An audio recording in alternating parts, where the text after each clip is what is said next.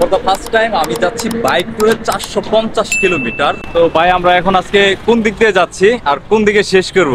আমরা যাচ্ছি হচ্ছে পাটুরিয়াঘাট দিয়ে, আর আসবো হচ্ছে তোমার ওই যমুনা সেতু। আমাদের ফার্স্ট ডেস্টিনেশন হচ্ছে কুষ্টিয়ার, ওই দিক দিয়ে আমরা আজকের রাতটা হচ্ছে কুষ্টিয়াতে থাকবো এবং পরবর্তী আগামীকালকে আমরা সিরাজগঞ্জের ওই দিক দিয়ে বেশ কিছু সুন্দর সুন্দর জায়গা আছে সেইগুলো আমরা ভ্রমণ করে তারপরে আমরা ওই দিক দিয়ে চন্দ্রা দিয়ে কালিয়াকুড়তে ব্যাক করবো। তো এখন বাজে হচ্ছে সময় 5টা বেজে প্রায় 40 মিনিটের মতো। তো একটু পরে কিন্তু আমরা এখান থেকে রওনা দেবো। তো আমাদের এই ধামরাই ফ্রেন্ডস রাইডার যে গ্রুপটা আছে, তো এখানকার অনেকেই এসে উপস্থিত হয়ে গেছে, এই দিক দিয়ে আমরা দেখতে পাচ্ছি তাদের। তো ভাইয়ের নামটা কিন্তু জানা হয়নি, আমি জামিল। সুজন ভাই, মাসুদ রানা, ঠিক আছে। আপনি? রিমন। আমি কিন্তু আপনাদের সাথে আজকে প্রথম। তো ঠিক আছে, আমরা একটু পরে এখান থেকে রওনা দিব। তো আমাদের সাথেই থাকুন, উপভোগ করতে পারবেন অনেক কিছু।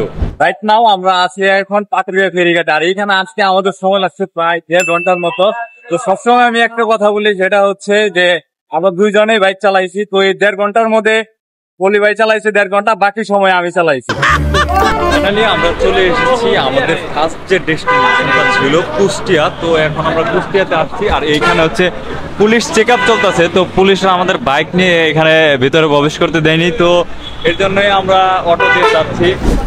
Good morning everyone. গতকাল রাত আমরা এই বাসাতেই ছিলাম, আর এখন সকাল হয়েছে। তো সকালে সবাই প্রস্তুতি নিচ্ছি, আমরা এই রবীন্দ্রনাথ কুঠির বাড়িতে যাব। তো এদিকে সবাই কিন্তু প্রস্তুতি নিচ্ছে। তো ঘুম কেমন হলো ভাই আপনাদের? আলহামদুলিল্লাহ ভালো। আচ্ছা, যাই কি, এইখানকার পরিবেশ কিন্তু খুবই সুন্দর। সকাল এখন হচ্ছে 7:30টার মতো বাজে। তো এই কুষ্টিয়ার পরিবেশ কিন্তু দারুণ লাগছে। আর প্রথমে তো চাচাকে অনেক ধন্যবাদ জানাবো যে আমাদেরকে এত ভালোভাবে থাকার জন্য ব্যবস্থা করেছে। আমরা তাহলে এখন রওনা দেই নাকি? আচ্ছা, এখন কোন দিকে যাব, কোন দিকে? তো আজকে সকালে আমাদের প্রথম ডেস্টিনেশন হচ্ছে ইউটিউব ভিলেজ। তো আমরা এখন ইউটিউব ভিলেজের দিকে যাব। তার মধ্যে কিন্তু আমরা এইখান থেকে বিদায় পর্বটা শেষ করে নিচ্ছি, তাদের কাছ থেকে বিদায় নিয়েই সরাসরি রওনা দেব ইউটিউব ভিলেজের দিকে। আর আমাদের দ্বিতীয় ডেস্টিনেশন হচ্ছে রবীন্দ্র কুঠি বাড়ি। বিদায় পর্বটা শেষ করে নিলাম। তো সকালে যে কুষ্টিয়ার পরিবেশটা দেখলাম, এক কথায় অসাধারণ লেগেছে। পূর্ব পাশ থেকে যখন সূর্যের আলোক রশ্মিটা আসছিল, সেটাও আমার কাছে খুব ভালো লেগেছে। আর পরিবেশটা খুব শান্ত ছিল এবং ঠান্ডা ছিল, এর জন্য কিন্তু আরও একটু বেশি ভালো লেগেছে। রাইট নাও এখন আমি আছি ইউটিউব ভিলেজে। তো এখানে আসছি, আইসা দেখি যে টিকিট মূল্য 50 টাকা, আর আমাদের বাইকের জন্য থাকবে হচ্ছে 20 টাকা করে। তো একজন সরাসরি ভিতরে চলে গেছিল, তারপরে শুনলো যে আসলে ভিতরে কিছু না, এই জন্য আর আমরা ভিতরে প্রবেশ করতেছি না। সুন্দর এই পরিবেশে আমরা আছি এখন কুষ্টিয়ার শিলাইদহতে। তো আমরা এখান থেকে হচ্ছে রবীন্দ্র কুঠির বাড়িতে যাব। তো মাঝখানে আমরা একটা চার বিরতি নিয়েছি। তো এই আর অল্প একটু 1 কিলোমিটারের মতো রাস্তা বাকি আছে, তারপরে আমরা শিলাইদহ কুঠির বাড়িতে যাব। তো ভাই এখন আমরা হচ্ছে এখানে চা খাবো, সবাই চা খাওয়ার জন্য বসে আছে। তো সকাল সকাল এখন তো দুধ চা পাওয়া যাবে না, রং চাই খাইতে হবে আমাদের। হচ্ছে চা। কুঠির বাড়ি। তো কেমন লাগতেছে? আলহামদুলিল্লাহ ভালো।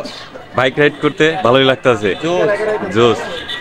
যাই, আর ভাই কি পিছনে থাকেন না সামনে থাকেন আপনি? আমি ভাই পেছনে থাকি। আর পেছনে আমার মতন।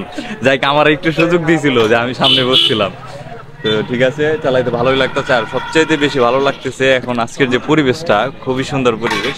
যে দুই বাইকেরা পিছনে পড়ছিল, তো চলে আসছে। এখন আমরা হচ্ছে একটু চা খাবো এখানে। চা খেয়েই কিন্তু অল্প একটু পথ বাকি আছে, মোটামুটি ধরেন দীর্ঘ 1 কিলোমিটার।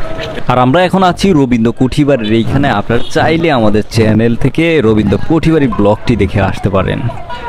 রবীন্দ্র কুঠি বাড়ি শেষ করে আমরা সরাসরি চলে আসছি রূপপুর বিদ্যুৎ উৎপাদন কেন্দ্র এখানে। আর পাশে আমরা দেখতে পাচ্ছি হার্ডিঞ্জ ব্রিজ। এই মুহূর্তে আমরা লালন শাহ সেতুর উপরে আছি, আর আমাদের পাশে আছে হার্ডিঞ্জ ব্রিজ। হার্ডিঞ্জ ব্রিজটা কিন্তু দেখতে খুবই সুন্দর লাগে এবং লালন শাহ সেতুটাও সুন্দর। আর ডাইন পাশে আছে রূপপুর বিদ্যুৎ উৎপাদন কেন্দ্র, এইটাও কিন্তু খুব সুন্দর। তবে যদি ভিতরে প্রবেশ করতে পারতাম তাহলে আরও অনেক জিনিস দেখাতে পারতাম আপনাদেরকে। এই মুহূর্তে আমরা হার্ডিঞ্জ ব্রিজের এখানে নদীতে গোসল করব। একটু রিফ্রেশমেন্টের প্রয়োজন আছে, এর জন্য কিন্তু এই নদীটাই আমরা বেছে নিয়েছি গোসল করার জন্য। আর এই পাশে হচ্ছে লালন শাহ সেতু, আর এই পাশে হচ্ছে হার্ডিঞ্জ ব্রিজ। তো আমরা এইখানেই গোসল করবো। প্রচন্ড কিন্তু রোদ। দেখি আমরা একটু সামনের দিকে যাচ্ছি, সবাই কিন্তু চলে আসতেছে এই দিকটাতে, দেখতে পাচ্ছি। আর এদিকে বাইক রাখার তো আমরা ওরকম কোনো স্পেস দেখতেছি না। বাইক রাখার মতো সুন্দর একটা জায়গা লাগবে। আর এখানে কি গোসল করা যাবে তো মনে হচ্ছে না যে ওরকম কোনো পরিবেশ আমি দেখতে পাচ্ছি না। বুঝতে হবে যে আসলে ওরকম ভালো কোনো পরিবেশ আছে কিনা। ও ঠিক, আসলে নদীর ধারে এইভাবে এই প্রথম আসলাম আমরা। দেখেন এই হচ্ছে আমরা হার্ডিঞ্জ ব্রিজের নিচে আছি এই মুহূর্তে। আপনারা দেখতে পাচ্ছেন নদীতে কিন্তু বহমান নদী। আর এখানে আমরা বাইক পার্কিং এর স্থান পেয়ে গেছি। তো এখানে বাইকটা পার্কিং করে আমরা এইখানে ওইদিকে গোসল করার চেষ্টা করবো। তো এখানে বাইকটা পার্কিং করে নিচ্ছি আমরা। এই হচ্ছে বাইক আমাদের। তো আমাদের যে 5টা বাইক আছে, 5টা বাইক কিন্তু এখানে পার্কিং করে আমরা একটু গোসল করবো।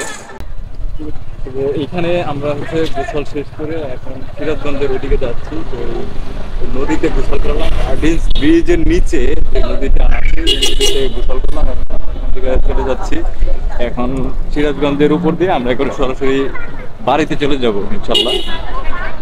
এই দিক থেকে কিন্তু মানুষ আসে, জায়গাটা অনেক সুন্দর। এই রূপপুর পারমাণবিক বিদ্যুৎ কেন্দ্রের পাশে। তো আমাদের বাইক ট্যুরের যে ডেস্টিনেশনগুলো ছিল সবগুলোই কিন্তু আমরা ভ্রমণ করে নিয়েছি। তো এখন আমরা সরাসরি চলে যাব বাড়ির দিকে। আর এইদিকে চলতেছে উড়াধুরার টান। এখন আমরা বাড়ির পথে।